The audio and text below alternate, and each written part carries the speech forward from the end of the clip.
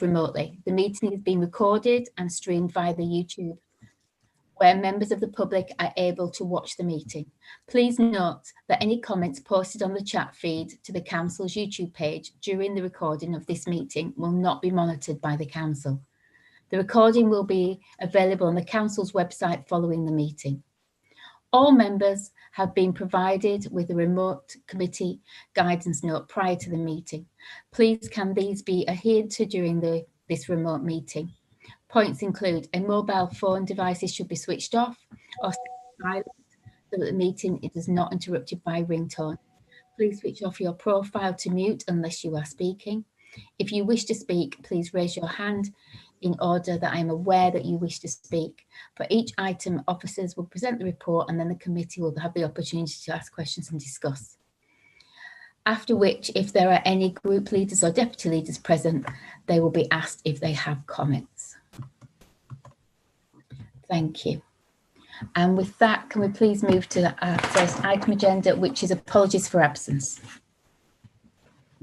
Do we have apologies? Excellent, thank you. Declarations of interest, councillors. Councillor Smith. Thank you, Madam Chairman. Both I and Councillor Headley's are dual as Essex County and Borough councillors. Thank you. Duly noted. Do you want that noting as well, Councillor Headley? If you don't mind, thank you. Perfect, thank you. Any other declarations of interest? No? Minutes from our last meeting. These can be found in your agenda on page 3 through 6. Could you please unmute yourself so I can take a vote on the minutes to see whether or not they are a true record? I vote yes. Councillor Burton-Sampson. In favour. Councillor Curry-Smith. In favour. Councillor Schrader. In favour. And Councillor Mackenzie. Yes. And Councillor Headley. Agreed. Thank you. With that, we can move on to item agenda 4, which is our local government reform in Greater Essex report by Grant Thornton. Can I hand over to Paul first? Do you want me to just brief context, Chairman, and a warm welcome to Martin Ellender and Hermione Regan from Grant Thornton. Members will recall, I think this is the third meeting of the committee, and through that last couple of meetings, and particularly at the first one, we did a presentation in which we outlined the work that was being undertaken by the County Council and the Commission Pricewaterhouse to do that work, and a number of boroughs and districts, including ourselves, had commissioned Grant Thornton to do some work. And we also advised you at the last meeting that Grant Thornton had presented that work to the Leaders Summit in early November, in terms of where they were, and it was agreed to hold that in abeyance with a plan for a further Leaders Summit in January to consider how that's taken forward, allowing authorities to focus on COVID in the meantime. But really pleased that Martin and Hermione are here this evening.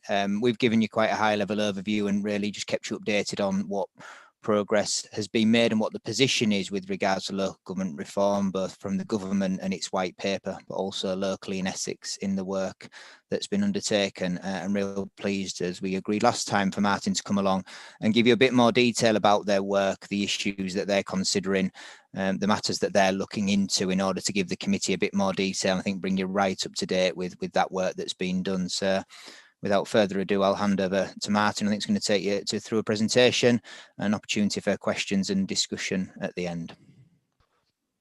Thank you, Paul. Appreciate that. And thanks for the invitation to speak to you this evening. It's a pleasure to meet you all virtually. As Paul's just said, we've been working quite intensively with 13 of the 15 Greater Essex authorities late summer to complete a piece of work looking at the evidence around public sector reform, and so I've got a presentation here which is the summary findings. Really, there is a separate report. I'm not sure whether that's in circulation or not, but for the time being, these are the key findings. So just bear with me a second whilst I get it up on screen. There we go.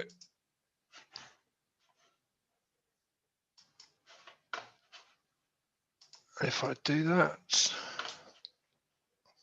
hopefully you're all able to see that. Good. You can, yes, Martin. Okay. Fantastic. Let's begin. So just to introduce myself properly, I'm a director with Grant Thornton. I lead on our public sector reform work, as well as doing lots of work on financial resilience and other bits and pieces. Worked with lots of areas across the last few years across the country on this issue, including most recently with Hertfordshire immediately before working for Greater Essex. So very much kind of track the debate as it's unfolded with all its twists and turns about local government reorganisation and devolution. My colleague Hermione is on the call. She was part of the team that did this work, did lots of the research that you'll see today. And so it's an opportunity for Hermione to meet you and to listen in as well. I'll also introduce you to my daughter there, who I think was just off camera, who came in to give me a little cuddle. The room I'm working in hasn't got a door at the moment because I'm decorating. But she's a bit too young at 3 to have much of an opinion on this. So I'll get stuck in anyway. I'm going to say a bit about the context, which I think you know. I'm going to talk about the assessment framework that we've used to look at this issue. You know, debates about local government reorganisation often start with the money, and the money is important, but it's a broader set of issues at play. And so I'll go through these individually, and then I'll come back at the end and just do some summary observations. It's probably about half an hour's worth of the slides here. I hope that's okay. If not, please do feel absolutely free to kind of tell me to speed up. Absolutely fine with that. But given the volume of stuff to get through, Chair, if it's okay, I suggest we come back at the end for questions, but feel free to put stuff in the chat as we go. So by way of context, as I've said, we're commissioned by 13 of the 15. So we're not here to make the case for any particular model or even to try to convince you that reorganisation is a good idea if you're not convinced. What we were commissioned to do was just to put all of the relevant evidence on the table, because a lot of this debate is about identity, which is important, and how people feel about the boundaries they work within. But actually, there's a lot of evidence that needs to be kind of brought into the mix as well. So our aim has always been to make a positive contribution to the discussion across the partnership, rather than, you know, going head to head with anyone, because elsewhere these debates can get a bit fractious, as I'm sure you're well aware. And yeah, to be objective and balanced in doing that. So there's no overall recommendations at the end of this about an optimal model. It is just trying to distill the evidence. So as you know, we work with chief executives. We've done an interim report. We've not completed the financial analysis because I think, given that you know, our attention is elsewhere at the moment, let's just say, actually probably better to come back to the financial analysis when we understand what that looks like in the new year. And in terms of the options we've looked at, Unitary tends to be the kind of focus of the debate, but alongside that we've looked at what we called enhanced status quo, and I'm sure there's a snappier name for it that we've not come up with yet, but that just means, you know, that the existing Greater Essex authorities continuing to collaborate on their own footprint, rather than the kind of getting into restructuring. So good to hold that up as a kind of alternative to restructuring. I'll say a bit more about that in a minute. So what is the case for change across Greater Essex? Well, I don't think it's settled.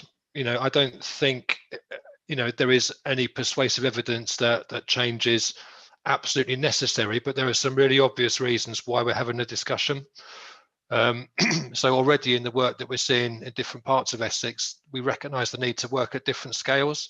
So authorities are already working outside their own boundaries on the economy and other issues. So that kind of working at different scales is relevant. There's a continual need, continual pressure to improve services. You know, you can do so much on your own footprint, but there comes a point when actually collaborating with others is part of your toolkit for improving services. There's something about strengthening leadership of place and national influence. So Greater Essex, as you know full well, is a big, complicated place. City regions, you know, and devolved administrations have a figurehead. They have someone to speak up for them. So question, does Greater Essex need a louder voice? Does it need stronger leadership? Kind of Andy Burnham or a Nicola Sturgeon for Greater Essex? I don't know, but we consider some of the kind of, I can see some faces being pulled. We consider some of the dynamics of that, because leadership is part of this. So devolution is part of it too, greater powers and influence. Saving money, of course, the money's in there, is public sector reform a route to saving money? But more importantly, is it going to create organisations that are financially resilient over the medium term, rather than starting life at a disadvantage? And then obviously earlier in the summer, there was a lot of national momentum around this. So Secretary of State previous Secretary of State was making some very clear messages about the pace and extent of reform. Some of that seems to have dissipated, although there are 3 areas that are put in their proposals for Unitary last week, or even earlier this week, possibly. And actually, I think this debate is going to come back on the agenda in the spring, once hopefully the worst of the pandemic is behind us. So there is a case for change, but I don't think it's unequivocally kind of settled in favour of Unitary, but interested in your views on that in due course. I've already said we look at 5 things as part of this. So the money's here, resilience and sustainability down the bottom, but also what's going to improve services. Let's make this about communities, let's make it about people. How can reform be a kind of lever or a catalyst for improving services? What's going to lead to better community representation and lead to a better connection between communities and public services? That question of leadership and clarifying accountability. What's going to support economic recovery and growth? So these are 5 criteria that we look at. We've got a bit of evidence on each of them. They're unweighted for the purposes of this piece of work. No one is more important than the other. So let's just get stuck into it in a minute. What I would say on the right here is that in recent ministerial statements, what's been said is that any future proposals for reorganisation need to hit these 3 buttons, if you like. So improving local government, reflecting a credible geography, and enjoying a good degree of local support. Now, there's a lot of wriggle room in ministerial statements around this, because each of these things is obviously able to be broadly interpreted. But that's the kind of tests, and obviously they map back to the 5 things that I've listed. So we have looked at some specific options within this, and you see them mapped out here. So you have this enhanced status quo where you have the 15 continuing to collaborate. You have an option for 2 unitary authorities. You have various options for 3, 4 and 5. So it's better to have options in this type of discussion, because it means you can generate some really meaningful analysis. What I would say about these options is they are representative, so they're not a fixed policy position of any of the organisations that we've worked with. And they are designed to give an even spread of a range of different factors. So I'm going to get into these and unpack some of them and talk about where Basildon sits as we go through. But for now, just note that we've got a real range of options from 2 through to 5. Interestingly, I understand it to be broadly agreed in Greater Essex that a single unitary is going to be far too big, because it would be unprecedentedly large. So that's why we're starting with 2. And I think that's to your benefit, because it means the debate hasn't got dragged into, is it a county scale thing? Is it a district led thing? Actually, it leaves room for a genuine conversation. It seems to me about what's going to work best in the context of local geography and local communities. So that's what we're working with. Now, when we talk about the enhanced status quo, what does that actually mean? I think it boils down to 3 things, and of course all 3 can kind of happen at the same time, but just to give you some examples, it could mean the 15 whilst working as sovereign organisations, aligning strategies, plans and resources. So there are examples of that within the Decile geography. That's an alignment of strategies and plans around economy. There are examples elsewhere in places like Staffordshire. Actually, North Essex, the garden communities work, it's had its twists and turns. That's another example of that type of alignment. If you formalise a little bit further, you start getting into kind of shared services territory. So as you know, Dorset went unitary recently. All of the districts in West Dorset fully integrated their officer structures and a lot of their systems prior to going unitary. So lots of interest in that as a kind of model, that kind of chunkier integration. East Suffolk, of course, 2 districts have recently merged to become 1, but actually that was the culmination of 10 years of collaboration around officer structures and systems. So really the only bits that were left not merged were the 2 kind of democratic structures. And the other thing it can mean is new governance and delivery models. So a couple of examples we got here is the East Midlands Development Corporation, which has got a range of different local authorities, including district councils on the board. So this is a special purpose vehicle to really kind of, you know, drive growth and unlock some land that's proven difficult around redevelopment. And also you have the option to form statutory joint committees around economic growth. So there's a whole host of different variants there, but one of the questions is, if not unitary, or if not unitary now, then what? You know, what is the territory that Greater Essex could explore that's the kind of gap between where you are now and a unitary model? And there's lots of things to potentially think about there. Let's get into some of the features of the unitary options. So you've got a graph here, bear with me a sec, I'll talk you through it. You've got population on the bottom. You've got area on the vertical. So it's a scatter chart of population density, really. The kind of purple, dark blue dots are existing unitary authorities, and the light blue dots, just for comparison, are metropolitan authorities. So you can see, for example, that you've got Northumberland up here, population of about 350,000, but actually over a very large, kind of very rural area. And you contrast that with Birmingham down here, population of over 1.1 million, very small kind of city geography. And what you've got over the top then is just some illustrations of what the options are for Greater Essex, so the unitary options. So if you focus on the two, so the southern one obviously contains Basildon, and that is on the Asaila geography, would be about the same size and scale as Leeds.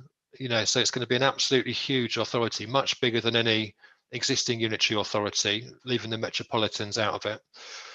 But it will have a less coherent kind of city geography than Leeds, if you like. The northern unitary would be completely unprecedented, so it'd be a brand new category of authority, effectively, of a similar kind of population size to Birmingham, but again over a larger kind of mostly rural area, although albeit with some kind of larger conurbations within it. So that would be a brand new type of thing. Does it make it intrinsically wrong? No, but it raises questions around why this new breed of authority is the right fit for this part of the country. And there might be perfectly satisfactory answers to those questions, but we don't have them yet. So if you split Greater Essex into 3 equal chunks, and of course you can't do that in practice because you have to use the existing authorities as the building blocks, then the average would be here. So it'd have a population of above 600,000. In population terms, it would still be by some margin the biggest unitary authorities in existence, so bigger than Cornwall, Wiltshire, Durham, Bucks, which are some of the newer authorities.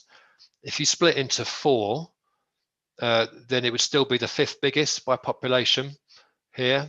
If you split into 5, then it's kind of in the mix with all the other newer unitary authorities. And actually this group that you see here, most of them, I think, plus BCP, have been created in the 21st century, so in the last 20 years. So the purpose there is just to give a sense of the kind of size and scale of the options for Greater Essex versus what exists elsewhere. I've got another chart, and again, there's a lot going on here. I'm not going to go into too much detail, but underneath the population sizes, one of the key things to think about is what type of beast are you creating if you went down this unitary route, and what are its underlying characteristics. So population size, that might lie within the range, but then what are the socio-economic features of these organisations? So what you've got here across the bottom is deprivation. So the number of LSOAs, kind of small areas that are in the most deprived 30% of all areas nationally. On the vertical, you've got business rates per employee. So that's just to give a sense of the kind of economic potential and the business rates potential of the organisations. Each of the dots here is a new unitary that will be created under the options that we've looked at previously. And again, the purpose here is just to give you a sense of the kind of scatter in terms of this socio-economic makeup. So up here, you've got higher deprivation, higher business rates potential, and obviously down here, lower deprivation, lower business rates potential. So if there's a good place to be, and it's not clear that there is, it's up here, isn't it? Where you've got low deprivation, high business rates potential, that's likely to be an organisation that is going to be less difficult to run. If there's a bad place, it's down here where you've got high deprivation, lower business rates potential. And there you'd need to ask questions about, are we creating organisations that are going to have the financial firepower, because some of our money comes from business rates, to kind of equalise that need and that demand for services that comes with that deprivation. So the orange dots are the different options that include Basildon. And of course, there are different configurations because you've got a range of different options. But what you can see is that the options that contain Basildon all tend to be in this high deprivation, high business rates potential quadrant. So just Basildon and Thurrock up here, for example, would have probably the highest deprivation out of all the other combinations, but also very high economic potential. So more work would be needed to say, is that viable? Just, this particular example. But actually you can kind of learn something just from looking at this. So that they're all kind of clustered up here, and I think that's kind of reasonably promising. If they're all clustered down here, then you'd be asking yourself questions about, whether it was the right way to go, I suggest. We'll come back to that if we need to, but let's get on to the first of the 5 criteria that we're going to look at, which is around better services. So we're not talking about the money here, we're not talking about the economy, we're talking about what's going to improve outcomes that are experienced by our communities across the area. First thing to say is that if you look at all of the corporate plans and all of the kind of strategies that the 15 authorities have, there's actually a really coherent set of priorities and challenges that everyone's working towards, with some local variation, depending upon whether you're kind of more rural or urban. But actually, the set of organisations in Greater Essex are kind of pointing in the same direction strategically, and obviously recovering from COVID, delivering that recovery is going to be another unifying goal. So that's not a bad place to start from. There's a lot of strategic alignment between what the organisations are trying to achieve. So the question about reform is, if you've got shared priorities and you've got shared challenges, how can reform, whether it's structural or otherwise, help you to turn the dial up on that and kind of do that further and faster? Well, as we said, if you go down the enhanced status quo route, the benefits of that is that actually you are not kind of wedded to a particular scale. You can work with partners in every direction. You can work at different scales with different partners, and you've got flexibility, and you haven't got to wait for the Secretary of State to kind of tell you that you can move to a different structure. So it gives you a lot of flexibility, and you can get into some of the stuff we've talked around alignment, shared services, kind of new governance and delivery models. If you go the unitary route, and of course one can lead to the other, as we've discussed, then what you can do is you can join up services that are currently split across tiers. So for example, public health, leisure, housing, adult social care.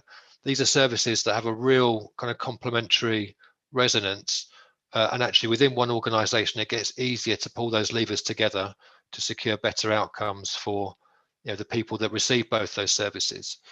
You also have an opportunity to kind of build a new and modern public service ecosystem. So this doesn't stop with unitaries. You've got combined authorities, you've got shared services, you've got the option for things like children's trusts that come with it.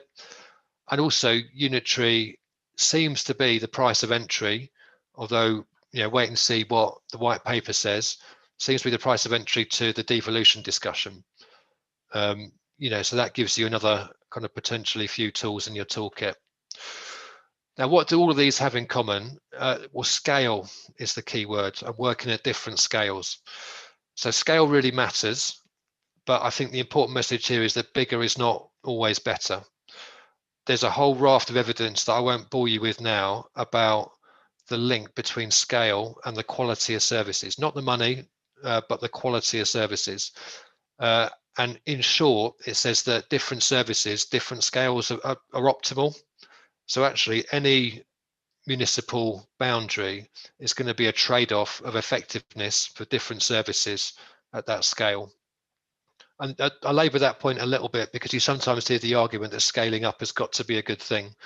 The evidence doesn't necessarily support that. It's about getting the right scale that works for your geography, works for your communities, and in the particular context that you find yourself. Okay, so let's just work through some of these services. Just a kind of few considerations that come from primarily from Unitary. I mean, children's social care and adult social care are where all of the majority of the risk and challenge and difficulty lie when it comes to restructuring. Again, focusing on services. You've got well-established services. You've got 3 children's, 3 adults providers at the minute. Obviously, disaggregating that caseload, redistributing them over different footprints, a lot of complexity, a lot of risk. It is perfectly possible. Dorset have done it, albeit they went from 3 to 2. Here we're talking about going from 3 to 2, 3, 4, or 5, depending upon what model, if any, emerges as the favourite. So there's lessons to learn from other areas, particularly with children's. With children's, one of the ways you can mitigate against that risk of disaggregation is through looking at the children's trust model. We'll say a bit more about that in a bit.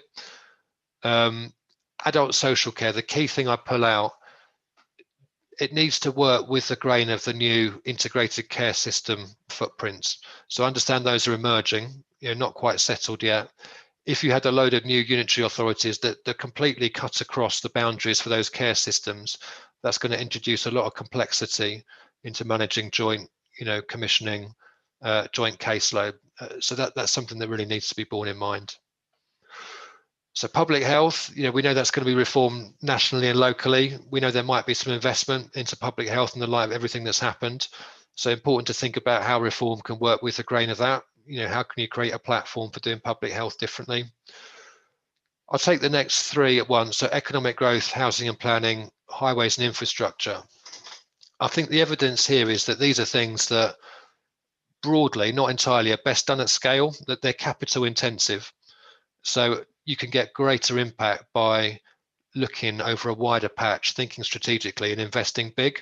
You can also attract more investment from elsewhere if you are kind of working at scale. Now, the key exception there is local planning issues. So some of the models we've looked at elsewhere, actually, whilst you're scaling up on some aspects of infrastructure and planning, you're also kind of scaling down and thinking about, well, what would kind of area planning boards look like? There's a bit of a counterbalance there. So environmental services like waste and actually culture and leisure, I would argue they're kind of intrinsically local.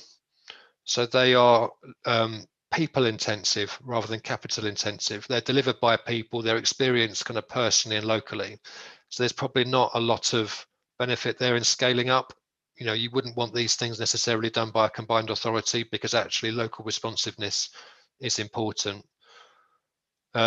Education, we have to recognise that DfE is a player within this, and DfE doesn't want more education footprints. So we think that's kind of fairly important in the discussion.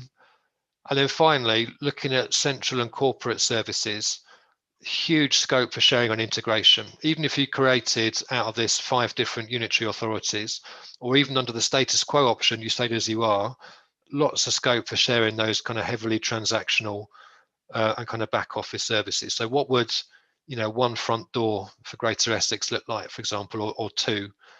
Lots of opportunities there. So I appreciate there's a lot of depth behind each of these, and I'm going fairly quickly, but there's a lot of stuff to think about in terms of individual services when you kind of get into this discussion. And finally, on this particular criterion, this is a diagram that we did for another client, and it's a kind of operating model for what we're calling a new public service ecosystem. It's a bit grandiose, but it just kind of shows that this doesn't necessarily stop with Unitary. It's kind of 5 years down the line, this is what it could look like.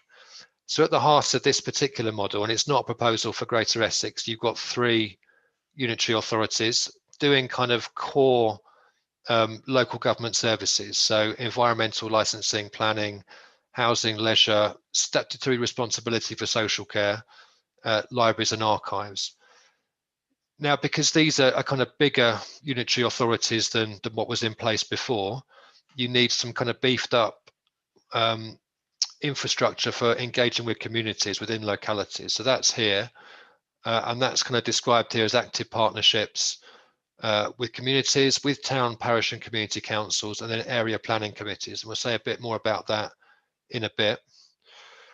So these new unitary authorities are sharing services. So they're sharing some public health commissioning and adult social care commissioning with their health partners, but they're also sharing those transactional services that we talked about earlier. They're supported by a combined authority, and the combined authority is doing two things. So firstly, it's exercising devolved powers and budget. So it's been successful in getting a devolution deal, on issues like inward investment, integrated transport, adult education and skills, etc. But also the combined authority creates a platform for delivering services where it makes sense to join them up and where the constituent authorities agree to do so. So alongside that, you've got a children's trust. Now, a number of areas are looking at the children's trust model at the moment. So Northamptonshire is pursuing a children's trust across the new East and West unitary authorities. It is not a straightforward solution, I think it's fair to say. If you get a children's trust over multiple new unitary authorities, you mitigate some of the risk of breaking up the service. However, the process is still going to be hugely disruptive. Historically, the children's trust model is something that's been used in a context of failure, of service failure. That's not straightforwardly the case across Greater Essex. And obviously there are going to be complexities in there around governance. So where you've got authorities that hold the statutory responsibility for social care, but delivery takes place through a separate body, albeit there's some type of governance arrangement in between the two. Let's just say that introduces complexities, and we can kind of unpack that a bit more as and when we need to. And then finally, you've got fire and rescue services. So this place had a county fire and rescue service. Obviously, that would have to be spun out and provided differently for them. That's not the case for Greater Essex, where you have a standalone FRS. So just to illustrate what this could look like and kind of get some of the concepts across around, sharing and collaboration in a unitary context. Let's move on now. Let's talk about community representation and empowerment. So going to talk about a couple of things, but firstly, community characteristics. So we've got another kind of complex graph for you here, apologies, but bear with me. This is about population change. And the point is that, yes, you can look at the population numbers and say that makes sense, that doesn't. But behind those population numbers, obviously, communities aren't homogenous and they're not static. They're changing all the time. So this is about growth in population between 2019 and 2025. And what you've got across the bottom is all the options that we're looking at. The bars show the percentage in population change or growth from 19 to 25 for each of the organisations within each of these unitary options. And I've just put a little B above the one that contains Basildon. So you can look at this at your leisure, but I guess the point to note is that the growth is about average here under this 2 unitary option kind of across the sailor. But as you kind of work across, you get more volatility, and we'll come back to this point. Actually, it kind of goes up and down, above and below the average. And 5.2.1 down here, which is just Basildon and Thurrock, the growth is actually significantly higher than average. Key point, just got to think about what communities are within each organisation, how they're going to change, how patterns of need might change. And particularly as you break up the area to a greater extent, that gets a bit more complex. So I won't say any more about that now, but let's look at deprivation, which is probably a bit more telling. So exactly the same, you've got all of the options across the bottom. Each of these codes is for one of the organisations in each option.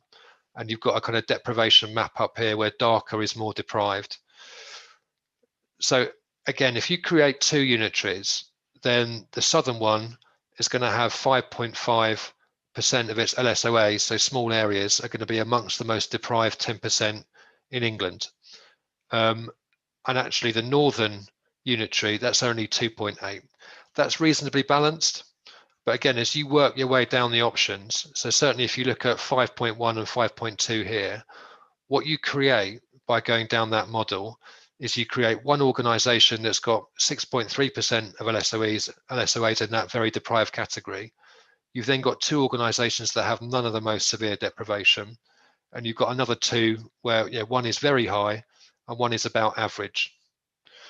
So in this case, the more you fragment, the more imbalanced you inevitably become in terms of deprivation, just by virtue of the way that deprivation is distributed across the area.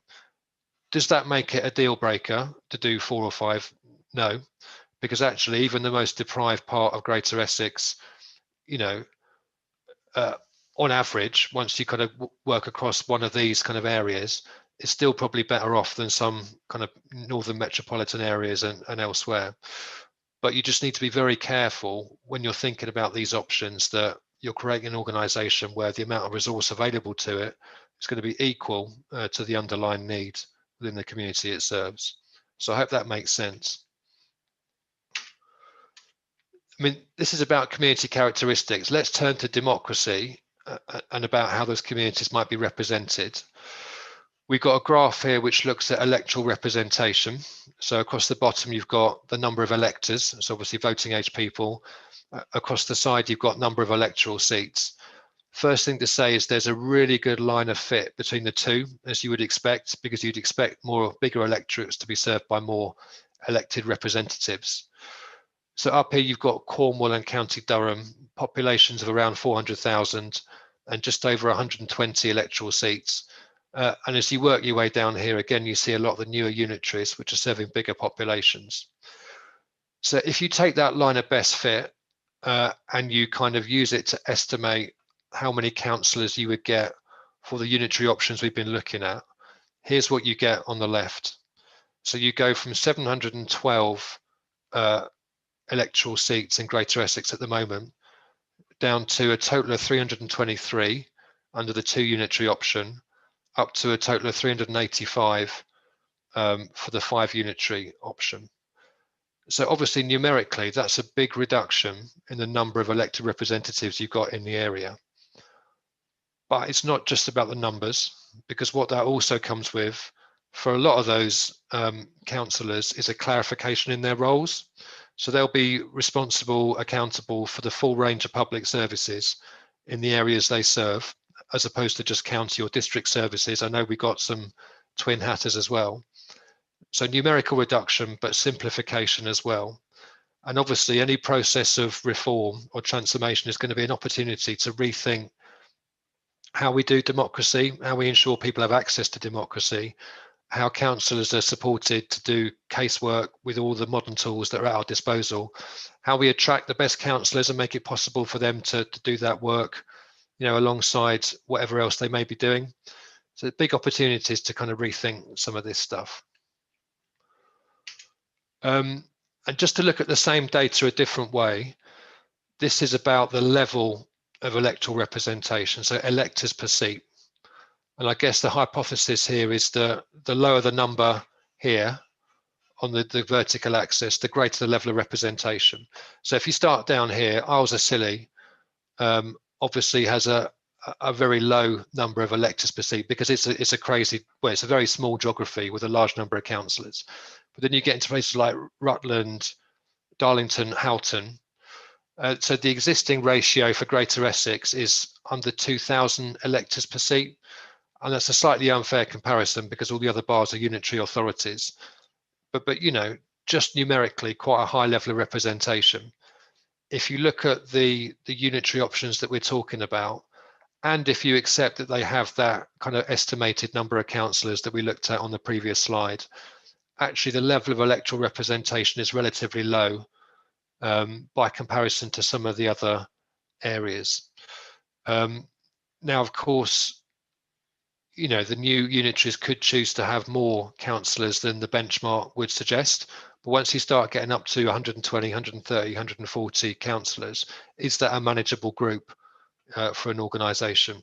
I'll leave that question open. So I appreciate there's a lot here. Point I'm trying to get across is need to think about the level of democratic representation for these organisations in the context of the population size they'll be serving, because what you want to avoid is any kind of perception of a democratic deficit as a result of this. So again, we can get into that in more detail if we need to. I've got some information here around the new unitary authorities and the transitional arrangements they went through. I won't go through the detail, but I think it's important to think about the process, in particular, of what a shadow authority would look like. So all of these other areas, there's been a shadow authority that has preceded the unitary authority. And in law, that's a kind of step that you have to go through. For most of those areas, those shadow authorities have consisted of all of the elected representatives from the predecessor organisations. So, you know, quite big and messy. Obviously, if you did that in Greater Essex, a shadow authority with a 712 elected representatives is unlikely to be particularly workable. So Greater Essex would have to do something different. In other words, there'd probably have to be elections to a shadow authority before you then got onto elections to the unitary authority itself. Now, all of that would be negotiated with MHC or G if you went down this route. But just the transition alone, democratically speaking, is going to be, you know, complex and will probably involve some elections. Fine, I'm going to turn to something else. So we talked about community characteristics under this heading. We talked about democratic representation. Now let's talk about that issue of engaging with communities within small areas. Because in particular, all of the unitary options we've looked at are going to look like scaling up, even if it's 5. If you're, you know, living in a particular area, suddenly you're served by a bigger organisation. So you're going to have questions about remoteness. And actually, am I losing my connection with, you know, this organisation? Does it have the right to make decisions about the way I live my life? Those types of concerns are going to come up. So a lot of thinking has been done around how you counterbalance those concerns by kind of building back in ways of working with communities where they live. Now, obviously, parishes, town and parish councils are part of the picture. So you've got a map here of Greater Essex, its population density. So the darker the colour, the more dense the population. And the red bits, good night, darling, sleep well. Just to be clear, I'm talking to my daughter. Yeah, the red bits are unparished areas. And straight away you can see that actually a lot of the densest areas aren't served by town or parish councils, which is absolutely kind of typical across England. Yeah, so the town and parish model is most prevalent in more rural areas. But if you're looking at ways to build back in that local infrastructure, town and parish councils don't offer an immediate solution because of this. They're going to be really important partners in particular places. But actually, you're going to need something else. If you're creating a massive unitary across all of South Essex, you're going to need something other than town and parish councils in order to work at that most local level. The graph down here just shows the percentage of residents living in parished areas, again, by those different options. And just looking at the Basildon numbers, under all of the configurations apart from 3.5, which actually 3.5 takes us up to kind of, you know, the western bits, it's under 30% of residents live in parished areas. Now, I know you're looking at that. It is an issue you're working on, and it's complex. There would be quite a lot of reform needed before you had sufficient coverage of town and parish councils to kind of, you know, provide that counterweight. So what are the alternatives? There are plenty of alternatives. Other authorities kind of show the way with some of this. So you've got some examples here. Again, I won't go into detail, but Cornwall, Durham, Wiltshire, Buckinghamshire have all created different types of, you know, locality work and infrastructure, working alongside towns and parishes where appropriate, you know, making different decisions, kind of different budgets locally. Yeah, so there's some stuff to look at there at your leisure. And the only other thing I'd say about this is there's been a kind of wave of innovation and thinking about community power. You know, I'm sure you've seen that the kind of research papers coming out of New Local, for example. So again, rather than looking at reform as a kind of sterile technocratic exercise, what if we made it all about building a different connection between communities and enabling them to shape public services in the areas where they live? You know, I'm really kind of going for that, as well as the money and the economy and all that stuff, but actually, you know, focusing on that as well. So a couple more. This one is quick. I said we would talk about leadership of place. So let's look at leadership from a number of different perspectives. Again, residents and communities. If Greater Essex was to go towards a unitary model, there's no room for doubt about where accountability for services sits. It's kind of fragmented at the minute. They'd be represented represented by a single set of elected members. And again, there's that opportunity to rethink and reset relationships. So, you know, no particular order, but NHS partners, actually kind of key place-based partners. There are some complexities there. You know, 3 social care authorities will become 2 to 5. Coherence around the existing NHS geography is going to be really important. And obviously, you've got an opportunity to think about how you engage differently with GPs and trusts at the most local level. You know, from the LEP's perspective, I suspect they're probably quite happy because obviously they cover a wider geographical area. So anything that simplifies the number of relationships they have to manage and kind of streamlines decision making about the economy is going to be a good thing. Police and fire, similarly, you know, fewer relationships to manage, the opportunity to review community safety partnership footprints potentially. From a private sector perspective, leadership gets simplified as well. So we've heard a lot about businesses. So for example, housing developers having to negotiate separately with planning authorities, districts on the one hand, and infrastructure authorities separately around, you know, whether schools should go on a housing estate, you know, connecting the road up to, you know, to the development. So obviously leadership with the private sector gets simpler in this context. From a government perspective, what they're looking for, certainly what they were looking for earlier this year, was simplification and accountability through reorganisation. So clarified leadership for Greater Essex, whether it's a mayor, whether it's just a smaller number of voices for the patch, is more likely to open the door to those devolution discussions.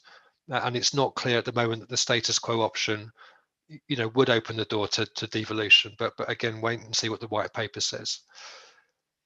And then finally, nationally and outside the UK, what is going to increase Greater Essex's negotiation power and leverage when you come to some really key questions like, you know, levelling up money, like the role of Greater Essex post-Brexit, like trade, you know, so how can we amplify that voice? So a combined authority and a mayor would certainly do that, whether it's politically acceptable, whether that model is applicable for a place like Greater Essex, that's a different question. But you know, an advocate for the area and a clear unified voice is going to be important when we're in an environment where we're kind of bidding for pots of money. Looks like it's the kind of preferred way of doing business with central government. So that's all I'll say on leadership. And again, we could go on for hours about any one of those really, but just trying to give you a sense of the key issues. So this is the last substantial one because we only cover the money quickly, but let's look at economic recovery and growth. And so I think the first thing to recognise is that reform, whether it's not structural or structural, it enables us to focus on how we make decisions differently about functional economic areas. Because the way the economy works and the way municipal boundaries work aren't the same thing. You know, you know that. So actually reform and working at different scales helps us to kind of make decisions over footprints that correspond better to those economic areas. So there's just some kind of detail there that you'll probably be familiar with. One of the things that we look at is obviously GVA per job. So I'm going to let you look at this later. I'm conscious that I am taking up quite a lot of time. But again, the key thing to note here is that you get an even balance at the left and it gets more fragmented as you kind of get across to the right. What I do want to talk about, though, is the kind of economic geography. So if you look at the economic geography of Greater Essex, you start to get some clues about what types of boundaries might make sense in terms of that economic decision making. So firstly, here we've got commuting patterns. Now this is well out of date, and obviously COVID has kind of knocked a lot of this into, you know, uncertainty. But if you look at historical commuting patterns, you do start to get a bit of a sense of which bits of the area look to other bits. So first thing to say is that on this data set, and again a little bit out of date, just under half of Basildon residents both live and work in the area. So that's a reasonable degree of self-containment compared to, say, Brentwood, where it's under a third. And actually the most self-contained bit is Colchester, So 65% of Colchester residents also work in the area. And if you look at the map over here, you start to get a bit of a sense of commuting flow. So the big red arrows obviously show more than 30% of residents commuting into London. The yellow arrows are between 20 and 30, and the dotted lines show a kind of weaker commuting relationship. So obviously areas on the periphery of London, you have a much stronger relationship, but a strong relationship across all of South Essex into London, and some other kind of flows there as well. Why is this important? Because again, commuting patterns kind of give a bit of a sense of economic geography, and therefore the kind of shape that you should be looking at when you're thinking about decision making. There are some other recognised components. So you've got the economic partnerships here, coastal communities, North Essex, the Sailor, the kind of M11 corridor here, UK Innovation Corridor. You've got strategic housing market areas. So there are 1, 2, 3, 4, 5 in Greater Essex. Again, that's just another kind of spatial template. But then you have these strategic growth corridors as well. And this is the kind of recognised framework used in a lot of the strategic planning documents about the economy. So actually maybe looking at it in this way kind of makes sense. So that the task, if you like, when you're deciding on the best option from an economic perspective is to look at all those chunks, look at all those footprints and kind of lay them up on top of each other and say, okay, if we were trying to come up with organisations who are best placed to make good decisions about functional economic areas, what kind of patches would we go for? Now, let's just say a bit about combined authorities. So what a combined authority or combined authorities plural did for Greater Essex would be for local leaders to decide and to negotiate with MHCLG, because all of them are a bit different. If you kind of look across all of the existing 10 combined authorities, this is a summary of the types of powers they've got. So it's employment and business support, further education and skills, spatial planning, land and housing, transport and public sector reform. But actually there are really important nuances in the specific powers that individual combined authorities have. And the orders that created them in Parliament all have kind of slightly different wording, with different kind of strengths of power. So it's just worth noting the devil's in the detail, but actually this is the kind of menu you could be looking to pick from if there were to be a combined authority or combined authorities for Greater Essex. And in terms of size, so this is the 10 existing combined authorities. You've got GVA, so a kind of measure of the size of economy across the bottom, and you've got population across the side. Up here, you've got West Midlands Combined Authority, Greater Manchester Combined Authority. So they both preside over £70 billion economies, measured in terms of GVA, and obviously very significant kind of populations. You've got West Yorkshire here.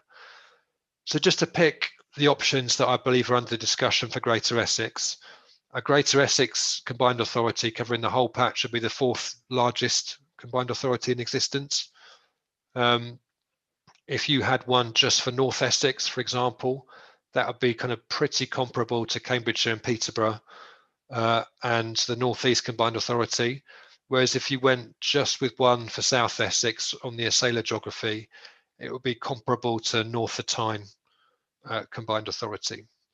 So all options are kind of in the mix. The Greater Essex would be kind of fairly substantial, but these would be similar to some that exist elsewhere.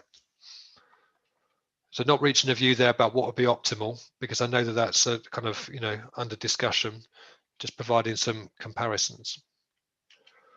So this is the last of the 5 criteria that we're going to look at, and we didn't do a huge amount of work on this for the reasons that I've mentioned earlier. So I'm just going to make some observations and then I'll kind of step back and give some final conclusions, if you like. So on the money, first thing I say is that reorganisation is unlikely to be a shortcut to solving all of your financial woes. I've not looked at your MTFS. I assume that you have your own financial challenges, just like other authorities within the patch. So reorganisation is not going to wave a magic wand and solve that, but it might help. So if there was £100 million over 5 years coming out of a unitary option, that's going to take a big chunk out of the deficits of the existing organisations. but again, it's not going to solve social care for the for the foreseeable. The more you aggregate, so the two unitary option is going to save more money than the others. I think that's uncontroversial, because the more you kind of aggregate, the more money you're going to save. Doesn't make it the right model, because you need to weigh it against the other 4 criteria that we've just talked about. A lot of the calculations that you see for other areas around this include kind of massive transformation bonuses on top of what you save through reorganisation. So the money you save, it comes from posts, it comes from people, it comes from streamlining systems, it comes from streamlining assets, and a handful of other things.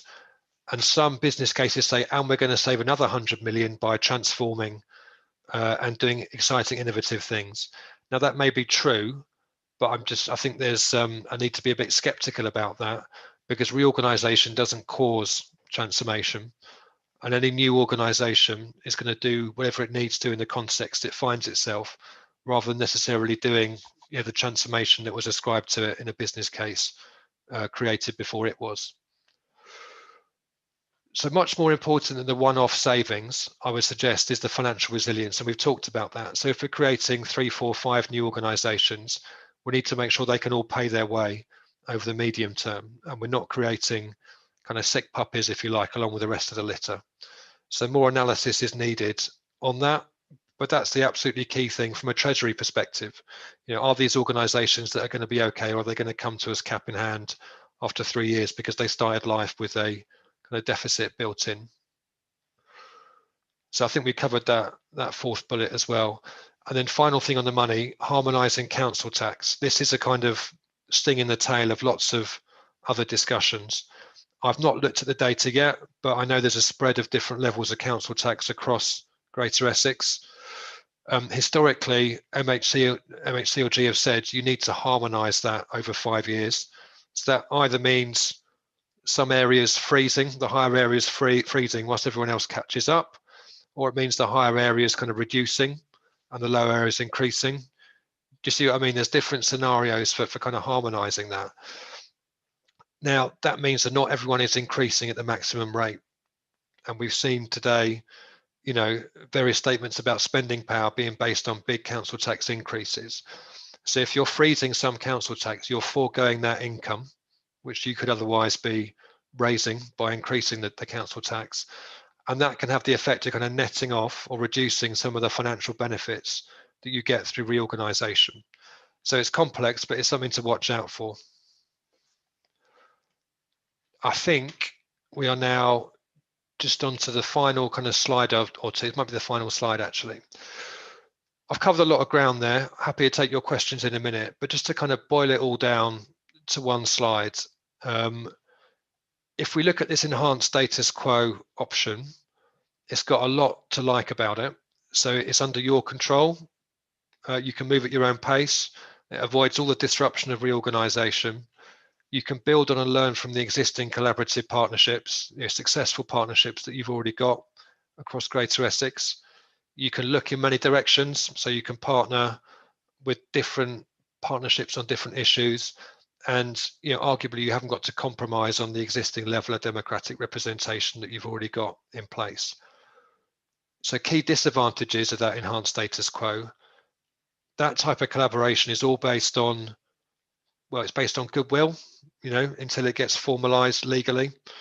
It's based on personality often. So it can be really, really difficult, and it can be volatile. So, I keep using a sailor as an example because I think it's a good one. That's hard won. It's an investment in relationships and building up the infrastructure for collaboration over a long period. Just by saying you're going to collaborate, there's still a long journey to actually get there. It means that if there are frustrations in the status quo, and I think there are based on what I've heard, it means they remain. And it also means that you're probably foregoing that devolution discussion, because it doesn't appear that under the status quo, that's going to get you into that territory, albeit, wait and see what the white paper says. So all of the unitary options bring an opportunity to reset the scale and to rethink how those boundaries work. You can bring services together, it undoubtedly creates a lot of momentum around innovation, doing things differently. Other areas would testify to that. It simplifies relationships and it prepares the ground for devolution. So a really compelling set of potential benefits. The flip side is that no scale is perfect. There are still going to be trade-offs. You need a mandate from the Secretary of State. So legally, Secretary of State invites proposals. If you went down the unitary route, you would think about little else for kind of 3 years, I suspect. It's enormously disruptive and distracting. There are going to be real challenges in redistributing health and care services. And then you've got that community perspective where you're going to have to deal with concerns about scaling up, kind of loss of contact.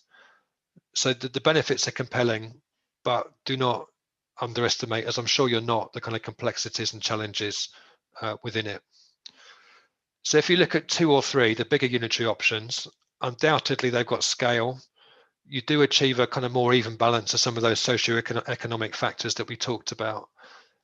On the flip side, they are unprecedentedly large.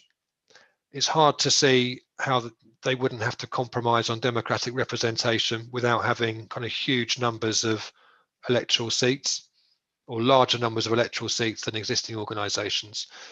And there are going to be questions when you're working at that scale about capacity for local responsiveness. So they're going to have to immediately reinvest in kind of recreating some of the infrastructure they've stripped out by kind of aggregating. When you look at 4 or 5, so they're more comparable in terms of scale with other authorities. They fit within the indicative population range that we kind of heard ministers say, albeit there's wriggle room at both ends of that. So don't kind of hold on to that too tightly.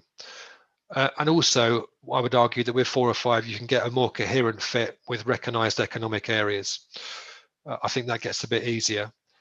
Again, disadvantages here, you do introduce a slight fragmentation and a less even socio-economic balance. Not a deal breaker, but you need to think carefully about how you kind of redistribute. Business rates might be one mechanism for doing that potentially. You lose that clarity of voice, arguably, for Greater Essex if you've got 4 or 5 authorities in the mix. But arguably, they could be perceived as more locally accountable and responsive because they're operating at a scale that's kind of more similar to some of the other organisations out there. So I've just talked for a very long period of time. Apologies for that. I hope that was useful, interesting. Again, what I've tried to do is just lay out the evidence, not to kind of tilt you towards any particular model. I'll now be delighted to shut up and take any questions or comments that you might have. Thank you very much. That was excellent. I'm sure really informative for many of our councillors who have not been involved in this process thus far. Councillors, do we have questions? Yeah, Andy, do you want to come in? Thank you, Chairman, and thank you to Mr. Ellender for that very, very interesting presentation, certainly quite comprehensive. I think I did put something in the chat where we were talking about the scale of the authority and the connection of that to the quality of service provision. So I've always been a bit of a critic of the multi-layered authority model because of lines of accountability and that because the residents find it so confusing, frankly. But what would you say are the main challenges to, as you say, I think the phrase used was disaggregation. How would we decide what is the best? There's so many different factors involved. I'm not quite sure how we ever get to the bottom of quantifying what is the right size of authority for the right service. And obviously, if we move towards unitaries, we're obviously moving to a point where we basically want everything to be under one authority. So how are we supposed to assess what will be the right scale and size of authority to deliver all the services that would have to be covered by a unitary authority? Thank you, Chair. Shall I respond? Yeah, thank you. In terms of 2-tier, yeah, there are people who say that the 2-tier is broken, it's not fit for purpose. I wouldn't necessarily kind of agree immediately with that. Most of the rest of the world, certainly most of Europe, has 2 tiers of governance below national government. So I think the challenge is, where the tiers are in terms of scale and what they do. And I think, the English 2-tier system has got a lot of challenges within it, and it reflects the legacy of all sorts of kind of decisions across a very long period of time, obviously. In terms of making that decision, it's funny, there is a lot of evidence out there about services. That population range we keep hearing about, 300,000 to 600,000, is kind of seen as the Goldilocks zone, if you like, where the package of trade-offs that you have to make in designing a new service kind of fit best within that range. But if I'm honest with you, the other areas that have gone down this route, those that have made proposals, as well as those that have actually kind of gone down this route, what tends to drive the decision at the last minute is local identity and politics. And of course, that won't come as a surprise at all. But that's how kind of people redraw the map in smoke-filled rooms late at night, when they've got the deadline imminently. I mean, if you look at the evidence, like the Sykes-Picot line, it's like just 2 civil servants sat and decided what the boundaries of Africa were going to be. Yeah, I mean, it has been that simple in some cases. Obviously, all the evidence in the world is going to be kind of helpful, but ultimately, there's a lot kind of going on that isn't about evidence within these decisions. But that said, if you look at all the kind of spatial components that we've got in the report, there are some patterns emerged that to my eye kind of make more sense than some others, albeit we've not kind of drawn them out, this piece of work. So I think there is something carefully to look at. Thank you. If I can come back, Chairman, just the other thing I wanted to ask about was my big anxiety with a lot of this, because I'm not necessarily against local government reorganisation, but I'm not a huge enthusiast for it either. My worry is that the reorganisation, and you mentioned this a couple of times about, potentially like 2 or 3 years of disruption if you went down a unitary route, is that any reorganisation of local government is arguably necessary, but it's likely to cost as much to set it all up and than it is to save any money for the residents even in the long term. And then there's you mentioned financial resilience. There's the question of, once you've got these unitaries set up, you obviously as a borough council, we don't have any competency with highways or adult social care, so we would have to get that knowledge base would have to be recruited into the officer corps. It just seems that there's a huge mountain to climb before we could get to a position that was really benefiting our residents. And a couple of times you also mentioned, we'll have to wait and see what's in the white paper. And this has been a bit of a refrain of mine since we started this committee up for 3 months ago, which is that we don't have the white paper yet. And as far as I can tell, the white paper is not coming anytime soon. Certainly at the moment, its arrival date is indeterminate. So in your assessment, how much can we realistically decide at this point? What kind of decisions can we make at this point in the absence of the white paper? Yeah, thank you. So a couple of points there. Yeah, you won't think about anything else for 3 years, but you're building an institution that will last, 50, 100, it may be longer, So extremely disruptive, but the legacy that it would leave is something to kind of think about. Doesn't mean you do it at the drop of a hat, but I think that kind of longer view is important. In terms of competencies and offices, I think it's really important to stress that any new organisation is going to be a brand new organisation. It's going to have new councillors, it's going to have new officers. If you look at some of the other areas like Dorset, they've been able to pick the best, arguably, this is an opinion, of the previous organisations, and as well as kind of levering in, new people, new skills from elsewhere. So it's not about any one organisation hiring new people. It's about a new organisation kind of being built from the ground up, and that's important to hold on to. So particularly if Greater Essex was to progress this, it's important that all organisations bring their strengths, bring their kind of capabilities into the conversation to make sure the solution works for everyone. In terms of the white paper, don't make any decisions until it's out, I would suggest, but use the time now to prepare the ground and do the thinking, so that when it comes and the whole debate heats up again, you know, you've got the evidence, you've got the strategy, and you're not kind of left rushing to kind of forge some kind of consensus. So do the groundwork in the meantime would be my suggestion. Thank you, Chairman. Thank you. And like you said, I think that's really important that we are aware that, yes, the white paper is going to ultimately inform some of this, but we need to be ready. We need to know what this looks like. We need to know what our priorities are and the way in which, you know, what will be our preferred options. Otherwise, when we're given very little time to make these decisions, we do not want to rush something. We want to get that legacy right. And that's vitally important. I had Councillor Headley next and then Councillor Burton-Sampson. Thank you. Yeah. Thank you, Mr. Andrew. It's a really interesting presentation, and I'm rather glad that you didn't go down the subdivision route of using wop and take and hundreds as a subdivision. But having said that, I think we're at the beginning of a journey. I don't think your presentation, with all respect, gave us any evidence other than a number of options. And the last slide you showed, I think, was the one on, you showed 4 boxes with 7 options, whether it stayed with one big unitary or down to.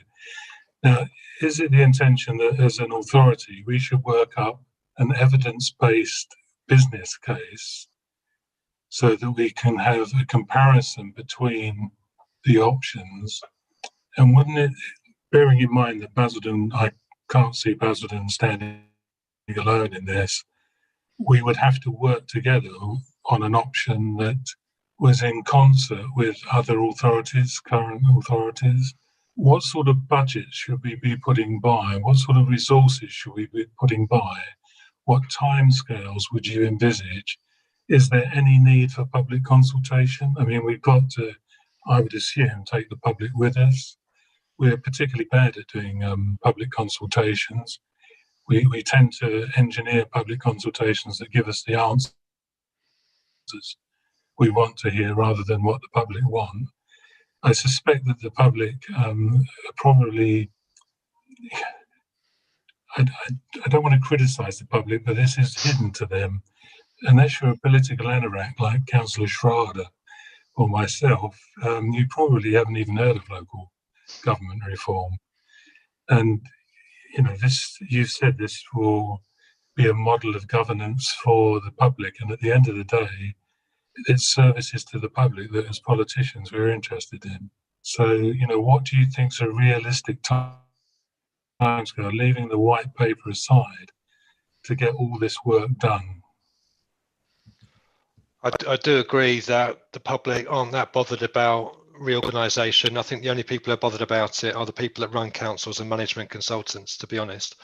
But people are obviously bothered about the quality of services they receive, which is why the debate is about how can this improve services. You know, I think it's important to kind of focus on the outcomes as part of that. In terms of timescales, it's all set out in law. So there is a kind of distinct legal process that Basildon and partners would need to go through. That would include public consultation. So if you think back to the start, there was that set of tests from MHCLG. Local support is one of the tests that is applied. Now, again, it's not sharply defined in terms of what constitutes local support, but if you look at what other areas have done, you know, there's been public engagement events, there's been surveys, there've been workshops, you know, there've been all sorts of different ways of kind of assessing that support. And that generally would culminate in something like a business case, which would have a chapter on here's why all our partners support this option, here's why the public support it. So yes, that would definitely be a key part of it. In terms of timescales from where you are now to the creation of any new unitary authority, if you really went for it, that would be primarily in the hands of the Secretary of State, because again, it's for him to kind of invite these proposals and then approve them. But you know, with a fair wind, and if the white paper said what we broadly expect it to, kind of April 2024 might not be completely unrealistic. Thanks for that. Thank you, Chairman. But if you can indulge me with one supplementary question. That consultation, would it be on the basis of here are a number of business cases that have been evaluated, this is how it will affect you, and will we put a number of options in front of the public? Would it be an Essex-wide consultation, or would the consultation be best presented to what might constitute a new area? So if you went for 3 unitaries, would you only consult within those unitaries or potential unitaries, or would you consult Essex-wide? So that would need to be shaped by Greater Essex. If you look at other areas, you have consultation. Thank you, you have consultation on different patches that run simultaneously. So, for example, let's go back to Bournemouth because sorry, Dorset, because it's a good example. Christchurch, which was the district which was not on board with reorganisation proposals, ran its own public consultation around its own kind of vision for the future, and gathered a certain amount of evidence through that consultation. At the same time, there was consultation across the whole Dorset, Bournemouth, Poole kind of area about the future Dorset model, which is what was ultimately adopted, and separately local discussions within what became the 2 unitary footprints. So there's no template for this. It's to do with what individual partners want to achieve, what their politics is driving, and how collaborative the discussion is. I think in terms of convincing the Secretary of State that this is something that he wants to engage with and that people are serious about, I guess Secretary of State would be looking for a solution that ties up all of Greater Essex and a unified voice that says, actually, we're up for this and we're working together to pursue it. So consultation across the wider patch would be more compelling. But that's not to say that different bits of the area can't work together for a specific proposal and consult the public on that. I hope that made some kind of sense. More or less. Thank you. Yeah, Councillor Hedges, is there anything else you wish to ask? Not at this juncture, Chairman. Okay, I think Councillor Burton-Sampson was next. Thank you. Yes, thank you very much, Chairman, and thank you, Martin, for that very thorough presentation. I thought it was really interesting and really enlightening as well. It really brought this whole issue to the fore, and the scope of of what we need to be considering here is huge. It's a challenge, but I think it's the right sort of. It's certainly a lot of the questions that you raised on the back of that presentation are questions that we need to be asking. We talk about the white paper, and actually I don't think this is something we should be waiting for the white paper to land before we start exploring this. And you know, we've had a desire to look at our local governance for a long time, and you know, it's not working at the moment. We know it's not working for our residents, and that's the most important thing. You know, we talk about residents don't care about local government reorganisation, spot on, but what they do care about is the services we deliver, the outcomes they get on the back of them, and most importantly, how that improves their lives. And that's why I believe that moving forward and addressing some of this now is the right thing to do in readiness for when the white paper comes out, if not before. Now, it was very clear from some of your charts that you showed, certainly, that the 2 and even the 3 unitary model would just be absolutely crazy for Essex.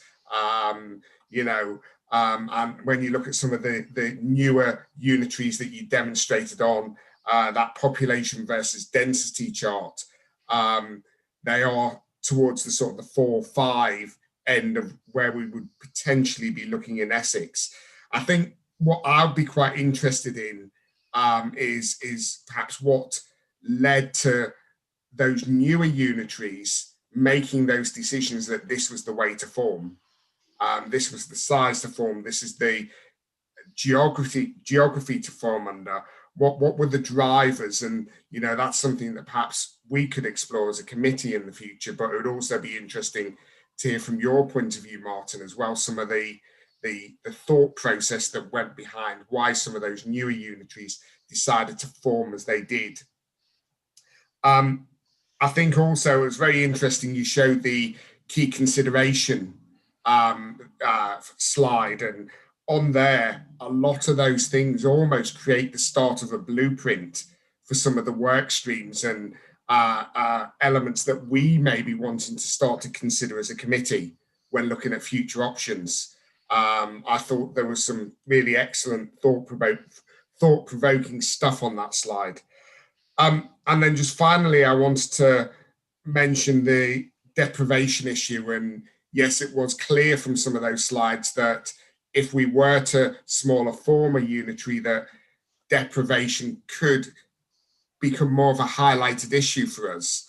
Well, actually, yes, that might initially on the surface of it seem a problem, but actually I see that as a positive challenge. Because if we were to go into a 2 unitary model, the fact that there was so much deprivation in this particular area could be lost. And whereas if we're in a much smaller unitary and it's highlighted much more that there is an issue, that gives us so much more power, one, to bring that issue to the fore, but also to challenge to get that issue addressed and to get the right investment to get that issue addressed. You talked about creating a greater voice and actually, to me, highlighting a real issue in a smaller geographical area, larger but still smaller than what we'll be talking with T3, is a positive way for me to, in my opinion, to get that issues addressed in the way that we need to have them addressed. So they were my thoughts, really. Again, excellent presentation. I am interested to hear your thoughts on what led some of those newer unitaries to form as they did. Thanks, Martin. Thank you very much. Just in terms of size, what some others would say, so particularly the likes of County Councils Network would say, is that the time has come for a new breed of kind of super authority. You know, so there are advocates for authorities of that size. There are people who wouldn't believe it's intrinsically crazy. I'm not trying to advocate for them, but I think you will hear people argue that strategic authorities with size and scale are the way to go. So just kind of highlighting that argument is out there. I'm not defending it. In terms of what drives footprints elsewhere, it's the same things you've talked about. It's the kind of frustrations that are inbuilt within areas where collaboration isn't perhaps producing the results that people want. It is the kind of fragmented nature of some services in the current 2-tier setup. There was a report done by an organisation called Shared Intelligence, who worked with the unitaries that were created in 2009, and I'll send a link through to Paul. Scott, maybe you can pass it on. But in that report, they kind of learned the lessons of that wave of unitaries, and there's 3 things that I've just written down that they say drove where those footprints ended up. The firstly is identity. Yeah, so local identity, where places consider that they kind of, you know, fit with. Geography, obviously, if you've got a coastline or something like that, you've got some inbuilt constraints. And then that kind of sense of scale as well. So where the optimal size is in terms of scale of authority. So those 3 things are some of the factors that drive it. It's not a hard and fast thing, but I think that's what's going on. But I'll show that report.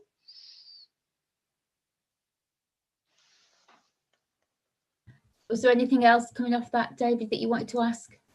No, that's great. It'll be good to see that shared intelligence stuff. And, you know, one thing I would add is identity is key with all of this. I know that when we do talk about the public, one thing that the people of Basildon would not want is to lose their identity.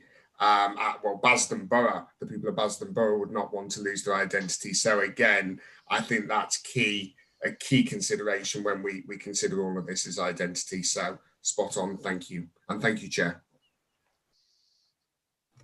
Okay, thank you. Councillors, I don't see anybody else indicating. Oh, sorry.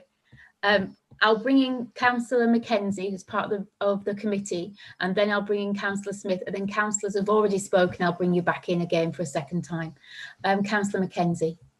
Thank you. I mean, I'm probably one of the more broadly in favour of local government or reorganisation from the Conservative group. Although I do probably disagree with David, I'd probably go bigger than smaller. I'd probably be more in favour of a South Essex authority purely because of the economic power and the things you could do growing the economy and then the resources that would generate for the local area. It's probably more of a question for the Chief Executive. What has happened due to COVID on business rates funding, and how do you expect that to recover within, say, 3, 4, 5 years? Sorry, can I just come in there before you answer that? That's not really the remit of this committee tonight, Councillor Mackenzie. Councillor Mackenzie, that is not the remit of the things we are discussing tonight.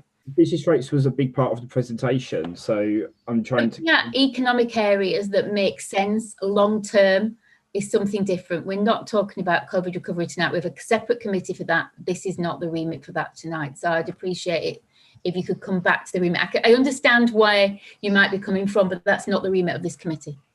Thank you. Have you got another question, Councillor Mackenzie? No, it's just really about the financing of the local government reorganisation and how that impacted from the business rate point of view. You can, yeah, Scott, you can come back on that if you like, just how much you think, whether, I guess Councillor Mackenzie's asking, can we afford to do this? Yeah, well, two things I can separately ask. I'm sure one of the Democratic Service staff can get Owen to give you an update on where the business rates currently is in terms of because of COVID, Luke, which is a separate meeting, as a chairman has said. In terms of where I would say, honestly, and probably Martin would say, is, you know, for me, if you think about local government in general finances, not just business rates, it's a question of, can we afford not to reorganise in years to come because of the overall government spend for local government, and that includes both tiers, Luke. So I wouldn't specifically put it around business rates. I'd put it about local government spending as a whole. Again, I'm sure Martin can comment on that as well, but I do think it's a matter of time that actually we will be forced down this route because of the overall spend of each of the councils. All right, thank you. Yeah, thanks, Scott. I mean, we all know the difficulties around local government spending and local government's budgets and local government, the money that we do and don't get from central government, and the issues that causes us, and also in our planning moving forwards. So I think, you know, it's a lot to be said to be reorganised and to have a more coherent package in place that we all understand and how it is sustainable, because at the moment local government finances are not sustainable, not just in Essex, but particularly in Essex. Councillor Smith. Thank you, Madam Chairman. Before I put my question to our guest tonight, Mr. Ellender, just want to pick up on something. I mean, the last biggest local government reorganisation in this part of the world was in swathes of Essex and Kent, what was left of Middlesex and Surrey and other counties I may have missed out towards the west, were taken away from their incumbent county to create the Greater London Council. There was no elected shadow council. Ted Heath, the minister at the time, decided it. It was enacted and elections were formed. So I don't, if that's what can be done in the 60s, when everything was, you know, typewriters, you know, Gestetners, now we've got internet, emails, so it should be a very quick process, very quick process. But what I want to ask about is, in your work, as we're so close to London, why would the government want us lumped with Swarbecker country when we should really be working with our neighbours in Thurrock to work on an authority together? Because obviously we have a large London-based commuter population, and whether the price of red diesel goes up, it affects very few people in Basildon. But in Uttlesford, that's what they're going to be all cursing in the pubs up there, because they're all farming people and we ain't down here. And I think also as well, there's also an argument for Brentwood and Epping to be one council. Trying to lump Basildon with like the back of beyond of Rayleigh and places you couldn't pick out on the map doesn't make any sense, because there will come a point, probably not in my lifetime, but maybe towards the end of my lifetime, government will be looking to take more of the home counties into Greater London, and if we're attached to some super South Essex authority, we'll only be getting up again. And in your briefing, you said this is going to be something that's going to last a century. So why not get it right now and future-proof it? Councillor Smith, thank you. I completely agree on the latter point. Actually, so in terms of the process for reorganisation, it is set out in law, Local Government Act, and that's not to say it can't change. It did change temporarily with the Cities and Devolution Act. There was a time-limited clause that enables some of these decisions to be made quicker. So there's nothing to say that you know, after the white paper there couldn't be some change to the process that would make this quicker and easier. But at the moment, you know, you do need that mandate from the Secretary of State for this to proceed. But that could change. In terms of your point about why should you be lumped in with other areas that are very different, I mean, you're absolutely right. That goes right to the heart of the issue. So what does make sense for a place like yourself that's on the periphery of London? You know, arguably it's to work with other places that are on the periphery of London, share similar kind of economic characteristics, similar populations. But then you've got to counterbalance that against the other stuff around economic geography, getting the kind of financial scale right. So that the types of considerations you raise, Councillor, are absolutely at the heart of the type of discussion that's needed to reach an optimal model.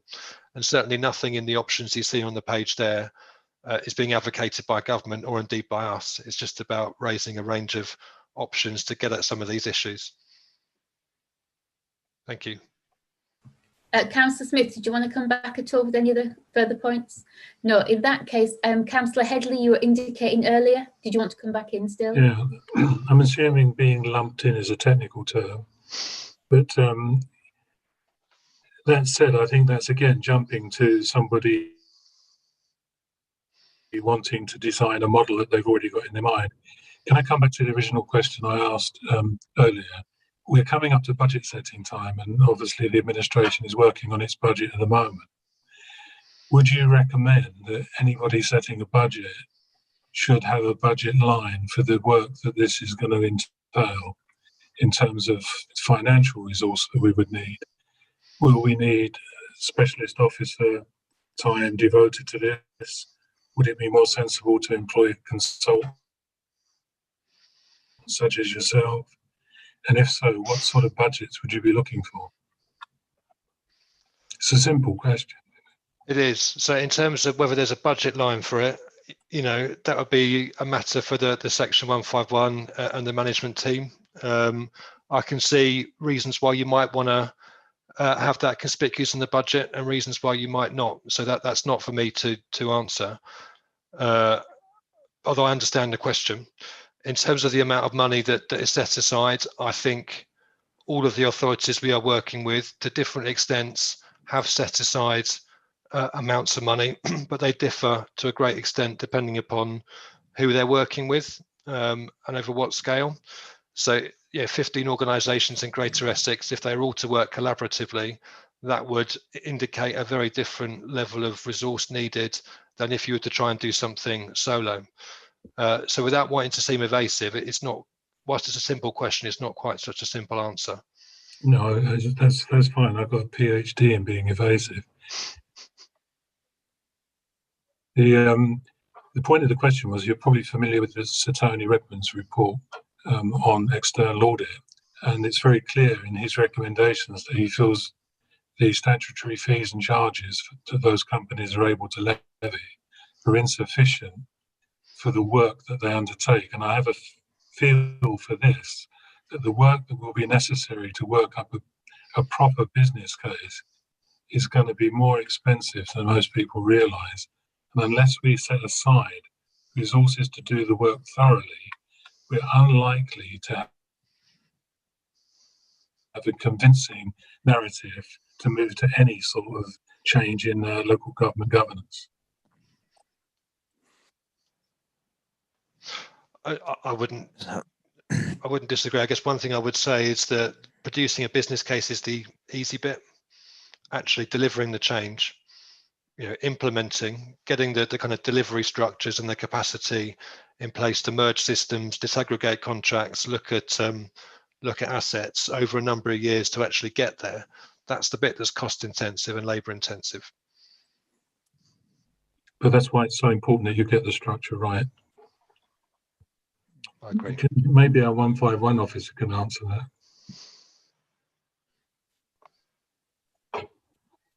I think, Councillor Headley, that you need to be comforted by the competence of our present administration and the competence of our officers, that the resources needed to make this happen, when this has been a priority of this administration, not just in the last few months, but for several years now. It is going to happen. We will ensure the resources are there, and that the quality of advice we get is of the highest calibre. Any other councillors wishing to come in to ask Martin any further questions? Yeah, Paul. Yeah, Chairman, not obviously coming to ask questions, but if there doesn't appear to be any, just to kind of move us on to the next steps, really, and just briefly whilst Martin's here, sir. As has been referenced, this is a piece of collaborative work, so 13 of the authorities, which includes ourselves, and therefore has kind of significantly reduced those costs. And as I advised, or Scott, I think, advised at the last meeting, there was a leaders' summit held, and that was agreed to hold that in abeyance, as I reminded you earlier, with a planned further meeting of leaders in January to consider how this might be taken forward. And I think many of the issues that are relevant to that and the complexities around it and the timings have all been discussed this evening or referenced this evening. I mean, I think it's fair to say that whilst there was a desire to hold it in abeyance, there's also a desire to move it forward and ensure that there is a better understanding, as has been talked about, and that we're prepared, or Essex is prepared for when any further opportunities arise. And I think whilst authorities differ in their desire and pace around this, I wait for the white paper or do preparatory work now, I think it's fair to say the majority at the time preferred to continue to do some preparatory work. So we wait for the further meeting of leaders and their views on how the work from Grant Thornton is to be taken forward. And I think it's also important, has been referenced, that I think all authorities, and including ourselves through the leader, recognises that the most appropriate and best option is for one solution across Essex, and therefore that strong desire for that collaborative work, because that is what government is likely to be interested in, as opposed to fragmented elements. So that remains a desire, and therefore this work that's been commissioned and the continuation of this work that's been commissioned, I think, is seen to be really important and the right direction. But as was also touched upon by Martin in terms of authorities' own prerogatives, and I think by the chairman in terms of the administration or the council's priorities around this, it remains our option to progress and do further work as we think might be necessary to firstly help us prepare and consider and be able to make a properly informed judgment on what you've seen is a very complex matter about which is the most appropriate option. But also, if the change of pace is not as we would perhaps hope, and concerns that we might not be ready, then obviously to consider what the options are. It's kind of been as we discussed again at committees previously, it's evolved significantly over the last few months, and it remains an unclear path going forward in terms of when the white paper will come, what the view of Essex leaders will be in terms of the pace of the work and what the options are, and how best we kind of define that solution. But I think then the next steps are that leaders meeting in January to determine the way forward, of which we're obviously very keen to see that progressed, and I'm sure the leader will be pushing for that to be done. So we await that and hope that can give us some insight, and if not, I think the options remain for the council and this committee to consider whether further work should be done depending on the outcome of that. So I think the next steps are for us to report back to you on the outcome of that next leaders summit, and what the way forward might be thereafter, but in the belief that a collaborative approach across Essex is the most appropriate solution, I think we remain committed to doing that, and that leaders summit is key. happy to kind of take any questions, but I think really contribute to what members have said and thank Martin for the presentation. I think we have provided you, as I said at the outset, with a high level overview, and I think it's been really important and real beneficial to actually get into the detail and appreciate some of the complexities of it.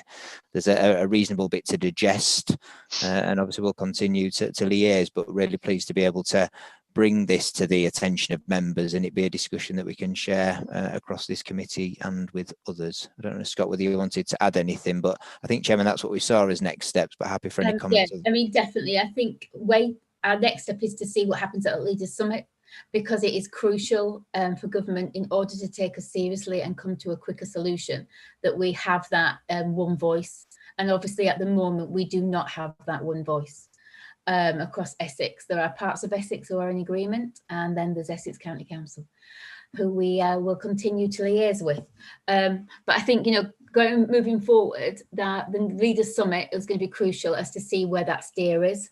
I'd really like to thank Martin. Hopefully members of the committee now will understand more when we're talking about what is an economic identity, what is financial resilience, what is you know, the difference between a combined authority and unity, and all of these things, and the scope and size of those, and how crucial that is in order to ensure that we have financial resilience whilst being still accountable to residents, and residents feeling that they have an identity of an area. We know ourselves just across our borough that when you mention Basildon Borough, there are many places in our borough that do not feel that they share that identity. And so, you know, just simple things like getting the name right, the location right, but ultimately it is about economic geography and financial resilience, because those are the things that are going to take us forward and ensure that this new authority, because that's what it will be. It is not that we are joining with someone or being swallowed by someone. It will be a new authority, has the capability to be successful and continue to grow. We know the potential that Basildon area has, and some of our surrounding boroughs, when it comes to economic competence and the employment and life that it can offer for our residents. And we want to ensure that we protect that, because we all know at the moment, across our borough, we are not happy with the way in which we are treated by Essex County Council. And we need to not back away from those challenges, because they are real, the challenges around, but by getting the finances right, we can support those services. Scott, I think you wanted to come back in. Yeah, thanks, Chairman. Just really, and it's not to blow Martin's trumpet, but I think the feedback from all of those leaders and chief executives from, you've seen a bigger presentation of the work that Grant Thornton did, was actually they were very pleased with the initial high-level work, recognising why they wanted to work the workshop. And my feeling is, certainly from the feedback from the chiefs via the leaders, was actually a majority of them want to move to do a bit more detailed work, but it's just about the pace. I think that's probably what will be the challenge around how many want to move at what speed. So my genuine feedback is probably in January there will be more about what pace do we take the next steps and what they are forward, accepting there will always be challenges around 2, 3, 4 or 5. And I think what Martin said, which is actually good news for all of Essex, is that everybody probably agrees in that it's the right thing to do. We might disagree on the final outcome, but actually it's about the speed of taking it all forward, Chair. So I personally think us being on the front foot with this committee is a really good way of taking it forward, because there's an awful lot for us as officers, as well as members, to understand over a period of time. And I do also recognise, that was asked before, there was a budget put in for this year on this piece of work. So obviously we will see what that is next year as part of the budget, but we're comforted that the more we work with other people, as Paul said, the more cheaper and effective it will be, Martin. So and again, thank you, Martin, for the presentation. I think it was helpful for everybody. Yeah, thank you very much, Martin, for this evening. Much enlightened. Does anybody else have any questions for any of our officers or anyone else? No, with that, I'll thank you all. Oh, sorry, Andy. Yeah, you just giving me a wave. Yeah, thank you, Chairman. So I do want to come in at this point because, first and foremost, again, I thank Grant Thornton for their presentation, which was very interesting and has put a bit more flesh on the bones of this topic. and you know, I don't like to be a rabble rouser, Chairman. Rousing rabbles makes me very uncomfortable. But I have to say that, you know, when I said when this committee was first set up back in October, that I have an open mind on local government reform. I'm not a dyed-in enthusiast for it, but I'm also not a knee-jerk opponent of it either. And I agree with Mr. Ellender that, you know, there are arguments around you know, economies of scale, but I also agree with him that the case for unitarisation has not been made. And his presentation has certainly given us plenty to think about. But as I said in October, I cannot understand why we have a full-blown service committee dedicated to it, particularly in the absence of the white paper. And I'm not convinced. At the end of the day, the administration has made a decision that this is a priority and therefore we need a committee. Well, you say that, Chairman, you say it's a priority, but if it's a priority, where's the beef? This is our agenda. It's wafer thin. This is now the third meeting, and I just ask that if this is so important, and we've got that from the presentation, just the sheer tonnage of things we have to consider, I do just wonder whether or not this would have been a better thing to have dealt with through a working group, which would be a much more nimble way of doing it. Now is not the time to rehash that argument. Well, if not now, then when? You know, because the decision has been made. The administration have decided this is the way forward, and so therefore this is the way forward. We're having a committee. We're enabling the public to be able to hear this. If it was a working group, it would not be so. It's a way in which all councillors, through you feeding back to your group, can be more aware of the issues. This is a committee. It is a serious thing. We are going to continue to have a committee. I don't want to have this discussion again. We're 3 months in and we've made no progress, have we? Again. With that, well, I move that we abolish the committee. Oh, Andy. Please. Yeah, I cannot see. We're 3 months in and we've made no progress. Andy, thank you. We're not discussing this any further. Councillor Smith, you're indicating. Thank you, Madam Chairman. I thought tonight's meeting was very useful. I think the public can actually look at the presentation Mr. Ellender has done. And this is very important. This is the future for this borough. And we can sit here all night and talk about our woes, how have been shortchanged.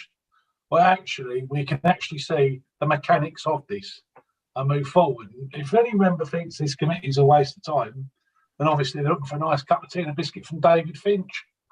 Okay, Councillor Smith, I think that is enough. Thank you. With that, I'd like to thank everyone for being here this evening and to hear and I hope that each of your members will now feed back to your groups, and so that therefore we have more enlightened councillors on this topic. With that, I'd like to close tonight's meeting and thank everyone for their attendance. Thank you. Thank you, Chairman.